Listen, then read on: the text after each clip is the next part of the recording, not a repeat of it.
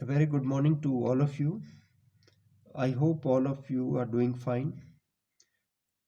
कल हम जो टॉपिक डिस्कस कर रहे थे वो हम डिस्कस कर रहे थे कॉजेज ऑफ इंडस्ट्रियल रेवोल्यूशन, यानी औद्योगिक क्रांति के कारण या तकनीकी क्रांति के कारण। आप जानते हैं कि औद्योगिक क्रांति और तकनीकी क्रांति एक ही बात है। कुछ इतिहासकार इसे औद्योगिक क्रांति कहते हैं, कुछ तकनीकी क्रांति कहते हैं। तो देखिए, ये जो 18वीं सदी में आई क्रांति थी, इसके कारण हमने कुछ पढ़े थे। लास्ट में जो मैंने आपको बताया था, पूंजी की उपलब्धता के बारे में बताया था कि इंग्लैंड में प्रचुर मात्रा में पूंजी जो है उपलब्ध थी और औद्योगिक क्रांति के लिए, तकनीक लाने के लिए या टेक्नोलॉजिकल रेवोल्यूशन के लिए बहुत ज़रूरी है कि पैसा हो। जैसे कि आज इस धरती के तमाम मुल्कों के पास, जिनके पास भी ज़्यादा पैसा है, तो वो ज़्यादा रिसर्च कर पाते हैं क्योंकि वो पैसा उसमें लगा सकते हैं रिसर्च में। तो देखिए, पूंजी की उपलब्धता बहुत ज़्यादा थी क्योंकि वहाँ पे वाणिज्यवाद, इंग्लैंड में वाणिज्यवाद सबसे पहले आया था और बहुत पूंजी जमा हो गई थी वाणिज्यवाद से। और आप जानते हैं कि इन्होंने उपनिवेश स्थापित कर लिए थे और जगह जगह पर, और इन उपनिवेशों से बहुत सा धन उनको प्राप्त होता था। तो ये हमने कल तक पढ़ा था। अब जो आज हम एक नया जो पॉइंट डिस्कस करने जा रहे हैं वो है बैंकों की स्थापना, एस्टेब्लिशमेंट ऑफ बैंक्स।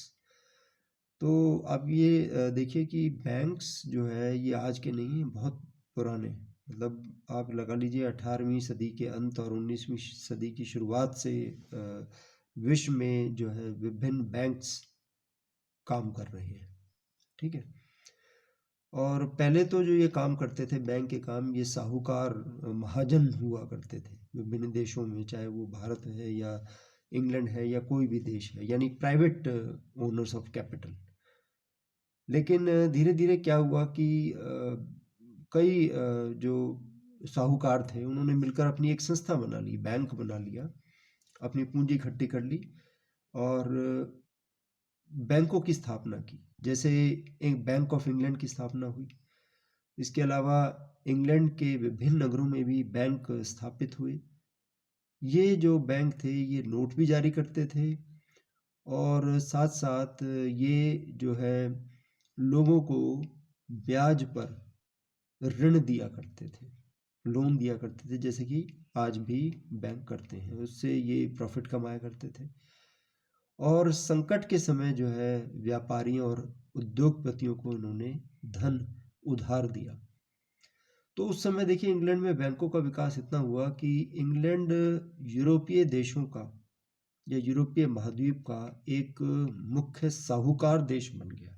जैसे पहले साहूकार होते थे ना, जैसे भारत की अगर हम बात करें तो भारत के जो गरीब लोग होते थे, गरीब किसान जो होते थे, वो अक्सर अपना कर चुकाने के लिए साहूकारों से पैसा उधार ले लिया करते थे और उन पर ब्याज चलता रहता था। तो इस तरह से इंग्लैंड जो है ये यूरोप का प्रमुख साहूकार देश बन गया था। और ये क्या करते थे कि कम ब्याज दरों पर धन उधार दिया करते थे, in order to encourage people to take loan from them, ताकि लोग उत्साहित हों उनसे ऋण लेने के लिए। तो कम ब्याज दर पे वो लोन दिया करते थे। आज भी ऐसे होता है कि मान लो आपको ज़रूरत है किसी कोई कार्य करना है और आपके पास पूंजी उपलब्ध नहीं है, तो आप बैंक से लोन ले लेते हैं, जैसे स्टडी लोन। आपको शायद पता हो कि अगर आप आगे पढ़ना चाहते हैं हायर एजुकेशन के लिए, तो आप जो है किसी भी बैंक से, खासकर स्टेट बैंक से, जो गवर्नमेंट बैंक्स होते हैं, दे ऑफर यू लोन। ठीक है। मतलब पढ़ाई के लिए भी लोन मिल जाता है। तो विभिन्न कार्यों के लिए लोग आज भी लोन लेते हैं और उस समय व्यापार के लिए जो है लोन लिया करते थे लोग, व्यापार या उद्योग स्थापित करने के लिए।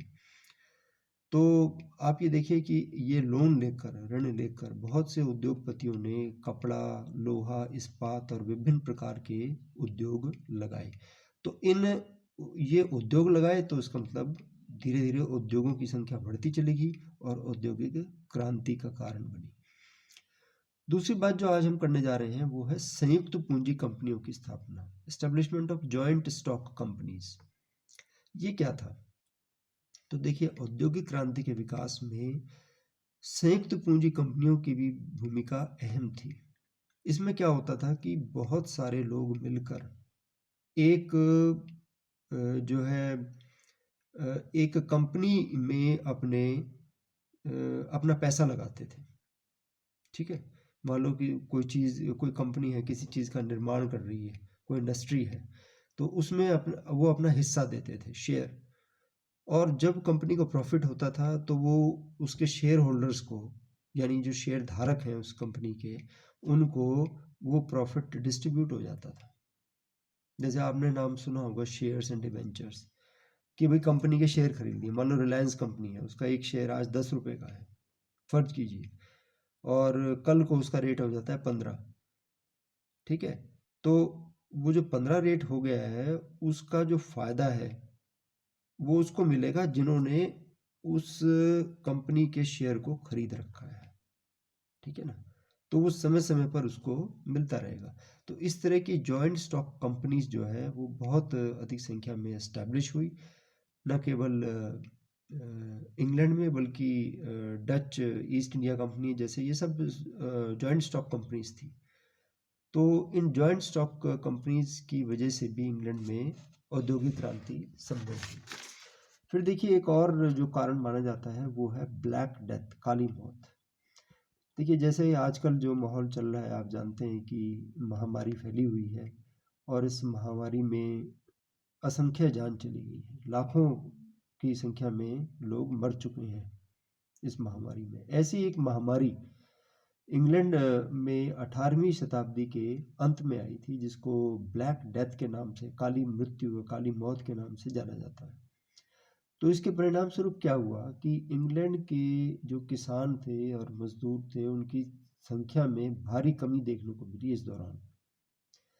और बहुत से जो किसान थे उनके खेत छूट गए, वो अपने खेत छोड़कर, गांव छोड़कर वो शहरों में चले गए। अब शहरों में जाकर वो मजदूरी करने लगे, तो शहरों में जो मजदूरी की कमी थी वो पूरी होने लगी। अपनी योग्यता के अनुसार वो काम धंधे करने लगे, और इससे उद्योगों पर जो गिल्ड व्यवस्था होती थी, एक व्यवस्था होती थी, श्रेणी व्यवस्था। गिल्ड के अंतर्गत सारे जितने भी उद्योगपति होते थे, वो समझौता करते थे कि हम ऐसे चलाएंगे, और उस समझौते के अनुसार ही सारे उद्योगपतियों को चलना पड़ता था। वो व्यवस्था जो है अब वो ढीली पड़ने लगी।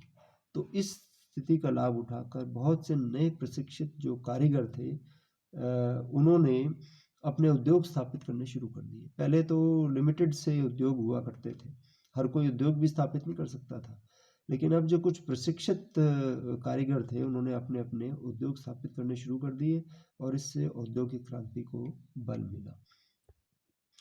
अगला कारण जो हम पढ़ने जा रहे हैं वो है इंग्लैंड की भौगोलिक स्थिति। देखिए, geography is always influenced in history.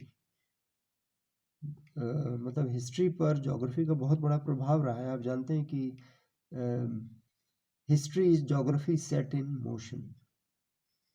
History is the geography is the stage on which the drama of history is enacted. History और ज्योग्राफी जो है कनेक्टेड है।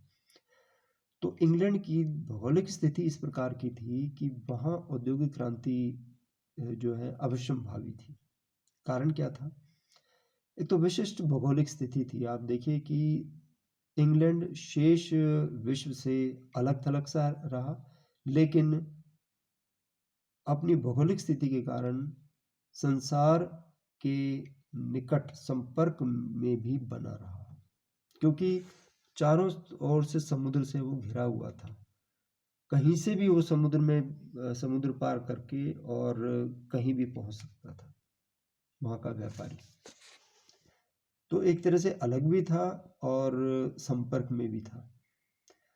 और आप ये देखिए कि इसके चारों ओर प्राकृतिक बंदरगाहें बनी हुई थी to facilitate the movement of raw materials and finish products.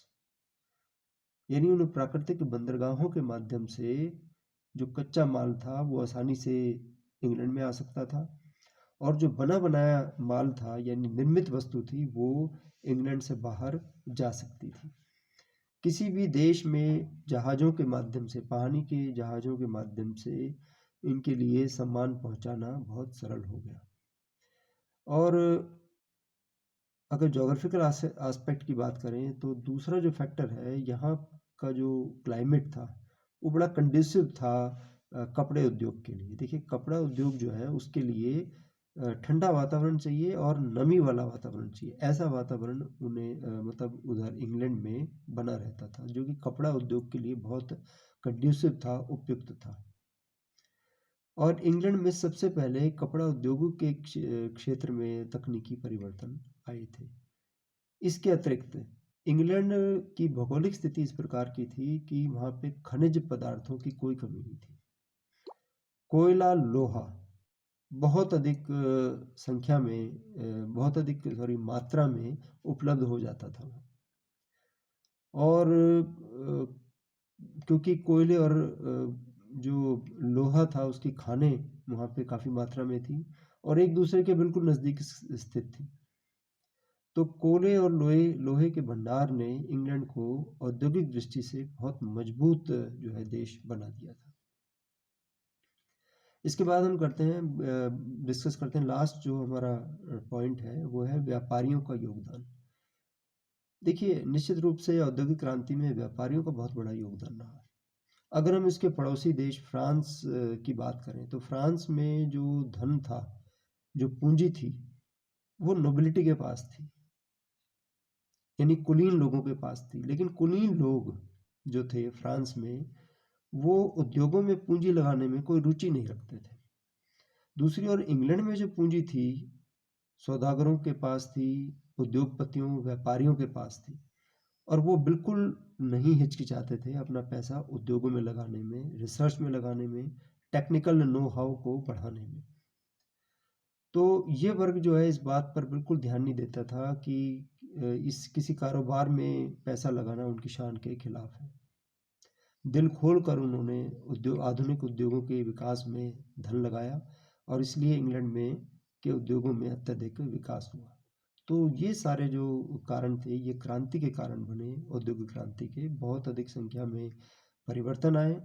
कुटीर उद्योगों के स्थान पर, कुटीर मतलब स्मॉल स्केल इंडस्ट्री जो घरों में लगी होती थी, उनके स्थान पर बड़े बड़े उद्योगों की स्थापना हुई। फैक्ट्री सिस्टम, कारखाना सिस्टम एग्जिस्टेंस में आया।